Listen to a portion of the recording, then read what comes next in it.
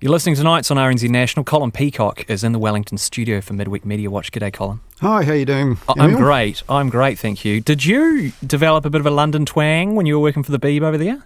Don't know what you're talking about. I knew you were going to do that. You having a go? No, I did. I actually did, because friends I was there so long, people used to ring me up occasionally and speak to me and tell me that, and I was saying, I don't know what you're talking about, possibly not quite in that accent. But yeah, no, I did that. But I think I also did what Eric Dyer did when going around Europe. And I think you do it automatically. You adopt this kind of cadence as if you're being respectful to people and speaking in a sort of cadence they will find familiar. I don't know, but I think, it probably sounds ridiculous to them when they speak English perfectly well. Well, exactly. And you wouldn't want to be, parlez-vouing le français with a Brummie sort of twang, would you? Yeah, I do think do you remember there was a footballer, Owen Hargreaves, who played for England? He was Canadian born, I think, but raised in Germany. Yeah.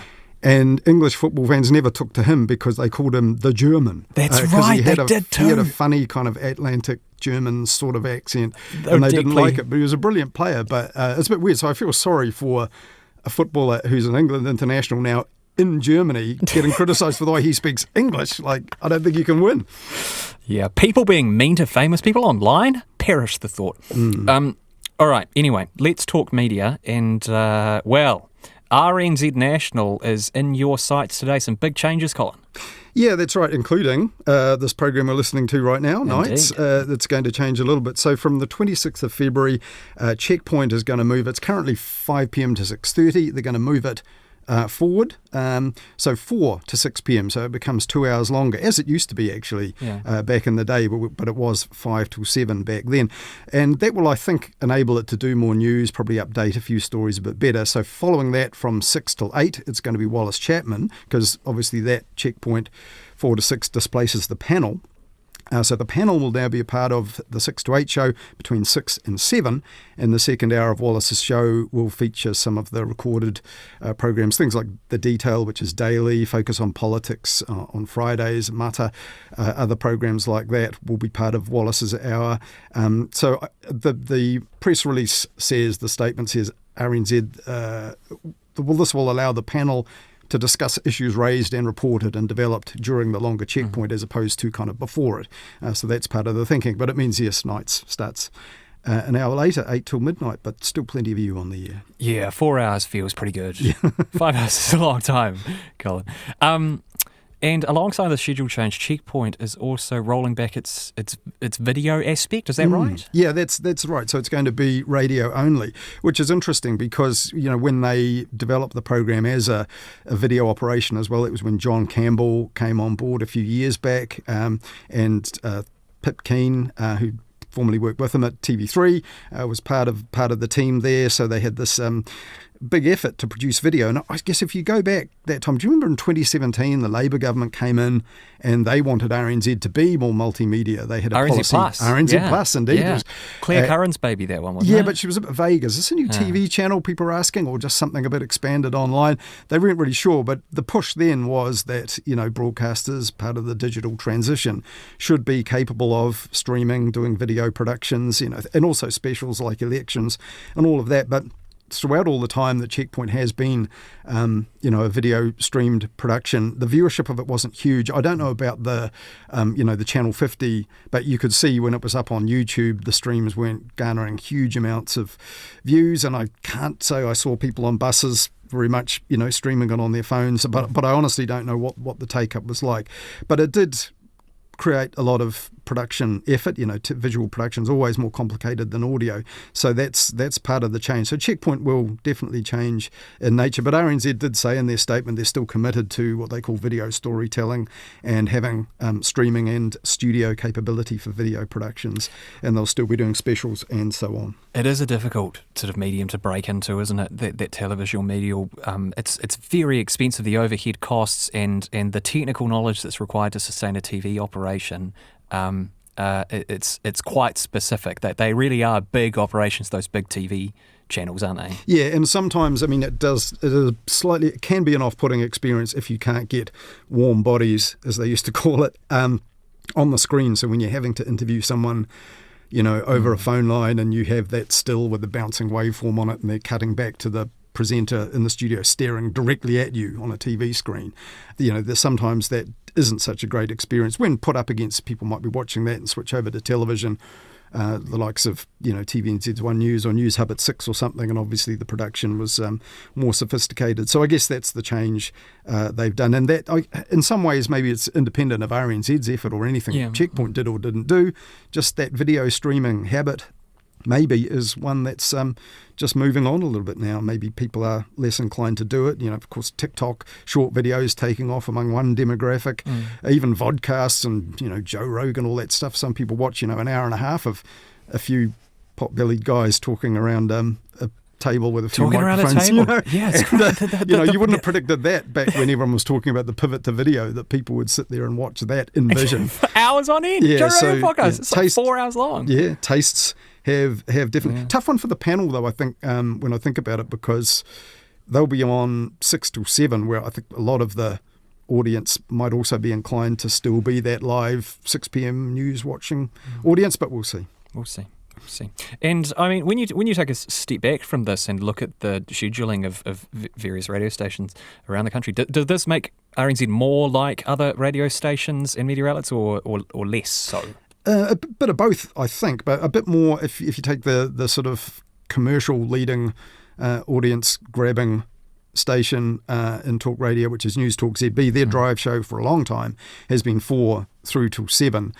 So they've started earlier. RNZ's kind of matching that in a sense. They had a kind of business themed hour from 6 till 7, which is how they scheduled that content. But still, even on television, if you think about it, there's still that quite ingrained 6 p.m. full news hour and then half an hour of current affairs, because TV3 is replacing the project with something new that hasn't quite started yet. So even the free-to-air television companies are still sequestering that hour and a half for news and current affairs, which I don't think is true in other countries. I don't think many stretch it out over that period of time. So that's an enduring trend too. So in occupying that whole suite, I guess, from 4 right through to 8 with news-themed content. Of course, when you're on as well, Emile, you're not exactly not news adjacent when things are going on. So maybe it's more of a transition through the evening, but trying to catch everything. Because as RNZ says, working from home, COVID disruption, that's changed the nature of prime time,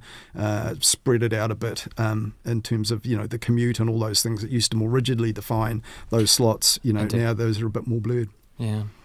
Sticking with RNZ, and a news bulletin's prompted some complaints. The 10 a.m. news bulletin was on Sunday. It was about Al Gillespie, who is a University of Waikato law professor, and his interpretation of the ruling by the International Court of Justice on South Africa's case accusing Israel of genocide. We've got some audio of that here. A law professor says the ruling by the International Court of Justice that found Israel not guilty of genocide still holds the country accountable for civilian deaths.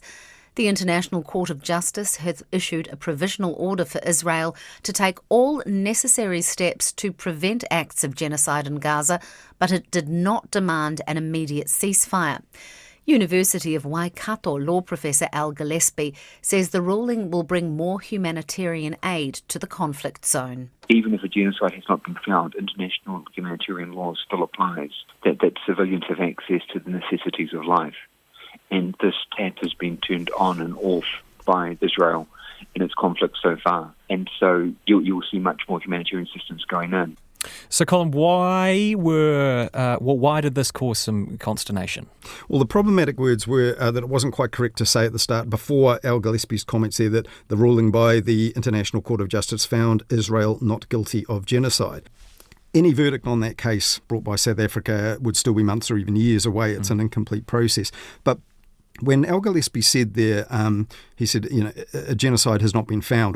He said that in the first words of that bit of audio there. That's also correct in and of itself. So, and he wasn't the only person to say that the ICJ didn't call for an immediate ceasefire, and that was a victory of sorts of the ruling for Israel. So, I can see how RNZ's not guilty of genocide wording came from that, and it is hard to sum up in advance of the audio of Professor Gillespie what the ICJ ruling did and didn't call for and the scope of it. So I can see how it happened. But to have said in advance of that Israel was found not guilty of genocide, that is not correct. Yeah, was found not guilty versus was not found guilty. Words, I suppose, but words matter, as we constantly told. And I suppose for RNZ in particular, this is maybe not a great look, considering RNZ also got into a bit of hot water for the reporting of another big armed conflict last year, the Russia editing scandal. Yeah, that's right. So, because that too is an emotional issue where a mistake will be seen as, pro one side or the other, and evidence not just of an error but of a bias, whether conscious or not. Also, the Russia editing scandal, so-called, last year, did reveal that RNZ had a bit of a blind spot with world news.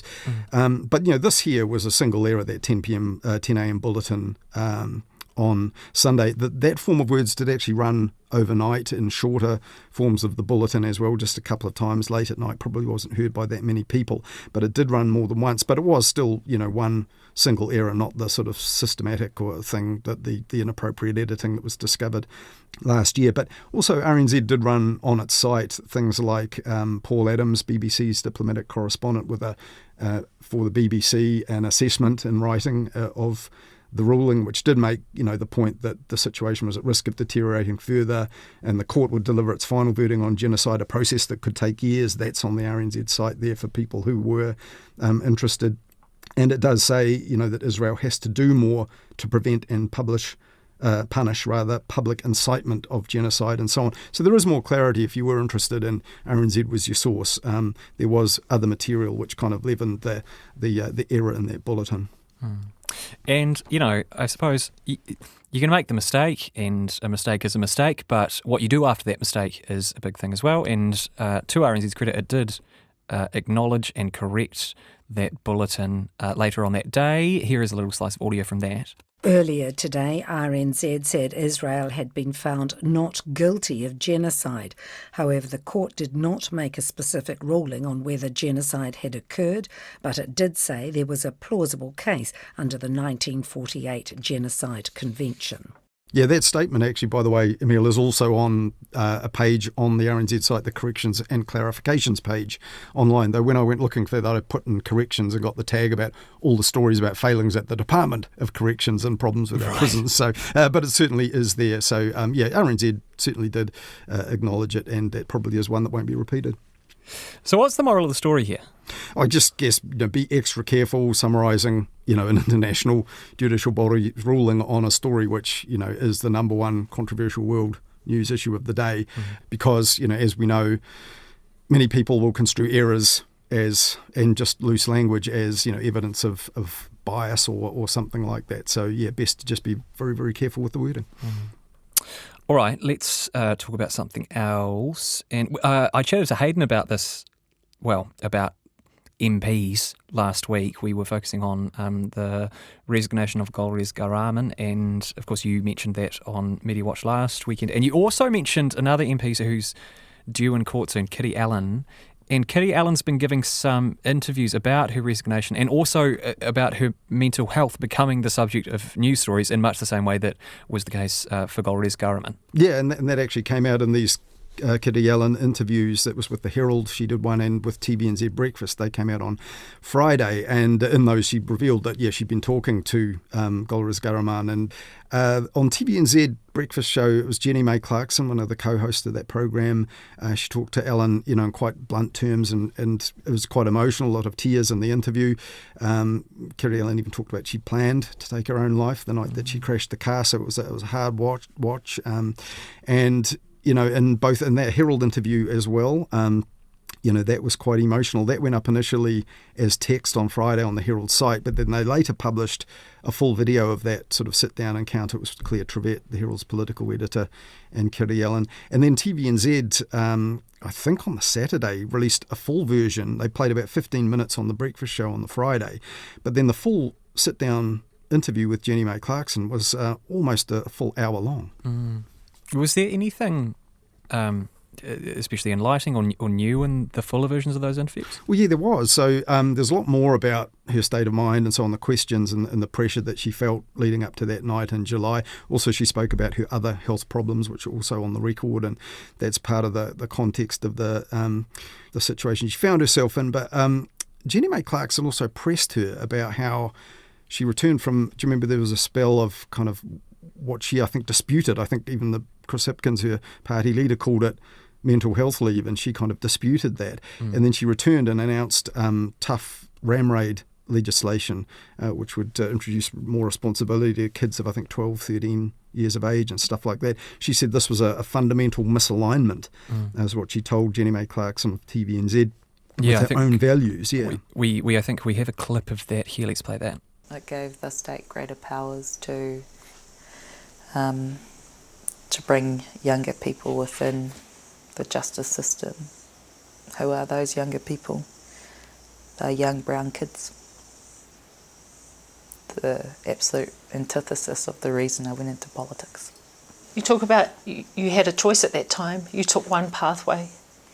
When you reflect now, would you make a different decision? Absolutely, and I should have, Gee, and you can hear Jenny May's voice quaking with emotion there. I mean, that's a big story, isn't it? Well, I would have thought so. I think that's the angle you could have taken. That, I mean, it was a personal interview. It was about her, indeed. But, at the time, that was a big deal. She's basically saying that law is unjust, knee-jerk, and that she should have quit on principle, because Jenny May Clarkson pushed her and said, should you have quit at that time? And she also claimed she went back to try and, she said, give it a nudge, Kitty Allen, try and persuade maybe her cabinet colleagues not to pursue this. I don't know, but they didn't go into great detail about it. It's a shame, but that part didn't air on the breakfast show. It's only in that longer version. And for example, TVNZ's Te Karere ran a story about the interview, just a short one, and that was all angled on Kitty Allen opening up about shame and guilt. But that, for an audience for a Māori news program, would have been much more interesting, I think, to have a story about that internal conflict over this law change that Kitty Allen herself is now saying would have criminalised more young Māori, and she couldn't support it even though she was a cabinet minister. So what's your read? Do you feel that interview was too sympathetic or focused more on the human and emotional side when there was a bona fide news story there as well? I suppose, Kitty Allen speaking out about these things and these emotions and these feelings is in and of itself a new story too, though, right? Yeah, and with the Gold Rose Garaman mental health situation also being part of the context, of course, there's different people, different parties, and all of that. But yeah, I think so. I think there were parts that but there's also, for example, Jenny May Clarkson in the TVNZ one didn't ask questions of Kitty Allen about those on the cyclone hit East Coast, who were let down not just by her resigning, but by other ministers, 3 ministers in that part of the world that all defected or left the government in different circumstances. It did come up in the Herald interview. Claire Trevette asked about it, even pressed her on it. And in fact, Kitty Allen, I think, volunteered that she'd let people down. And in fact, when she said in the interview with Jenny May Clarkson about, I felt I let people down, she climbed in and said, you don't have to feel that way, don't you? So I don't know. But again, these are two Māori women of roughly the same age that have some shared experience. That was part of it. She probably drew things out in that interview, Jenny May Clarkson, that maybe you don't get in a more traditional news interview with the political editor of the Herald or something like that.